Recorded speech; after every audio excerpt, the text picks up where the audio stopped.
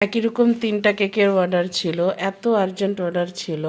তাড়াহুড়ায় কিন্তু সুন্দরভাবে কাজ করা যায় না। কিন্তু কি করব, অনেক সময় আর্জেন্ট অর্ডার নেওয়া হয়ে যায়।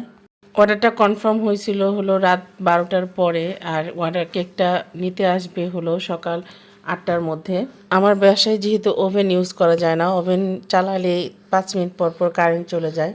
আমাকে চুলাতেই কেকগুলো বেক করে নিতে হবে। 3টা কেক বেক করতে সময় বেশি লেগেছে, যেটা ওভেনে করলে আমার এত প্যারা হইতো না। চকলেট গার্নাশ ঠান্ডা হওয়া, কেক ঠান্ডা হওয়া, সব কিছু ঠান্ডা হতে হতে এত তাড়াহুড়ার মধ্যে আসলে সুন্দরভাবে কাজ করা যায় না।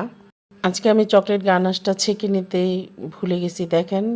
এই জন্য ড্রিপিংটা আমার একদমই মন মতো হয় নাই, একটু মানে দানা দানা আছে। এত অল্প সময়ে ক্লায়েন্ট তার কেক পেয়ে অনেক হ্যাপি হয়েছে এবং অনেক ভালো একটা রিভিউ দিছে।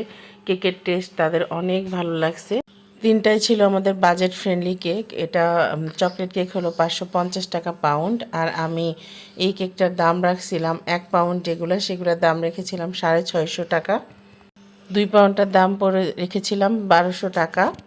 এত কম দামে এত চকলেটি একটা কেক আমরাই দিয়ে থাকি।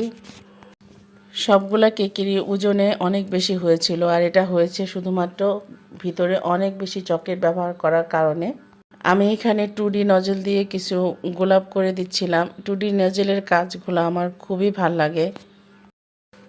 এই ডিজাইনটা তোমাদের কেমন লেগেছে কমেন্টসে জানাতে ভুলবে না। সবাই ভালো থেকো, সুস্থ থেকো।